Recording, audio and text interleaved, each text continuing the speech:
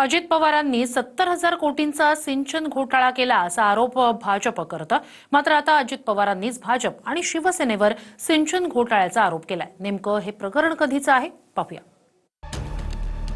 अजित पवारांनी 1995 मधील भाजप शिवसेना युतीच्या सरकारवरच सिंचन घोटाळ्याचा आरोप केलाय.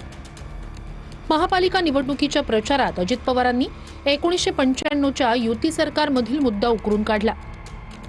अजित पवारांच्या मते 1996 मध्ये पुरंदर उपसा जलसिंचन योजनेला तत्कालीन युती सरकारनं मान्यता दिली होती. या प्रकल्पाची मूळ किंमत 200 कोटी रुपये होती. पण तत्कालीन भाजप शिवसेना युती सरकारनं पार्टी फंडासाठी प्रकल्पाच्या किमतीतच 100 कोटी रुपये मागितले. त्यासोबतच अधिकाऱ्यांनीही स्वतःचे 10 कोटी जोडले.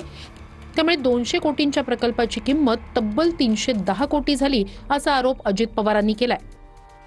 मी नंतर अधिकाऱ्याला विचारलं, अरे 110 कोटी रुपये कसे काय वाढले? ते म्हणले आम्हाला सांगण्यात आलं पार्टी फंड पाहिजे, 100 कोटी वाढवण्यात आले आणि मग हे 100 कोटी वाढवत आहेत म्हणून त्या रिटायर झालेल्या अधिकाऱ्यांचं सांगितलं की आमच्याही लोकांनी 10 कोटी वाढवले, असे 110 कोटी वाढवले.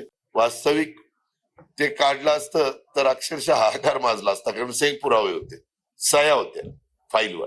25-26 वर्ष या घटनेला घडले.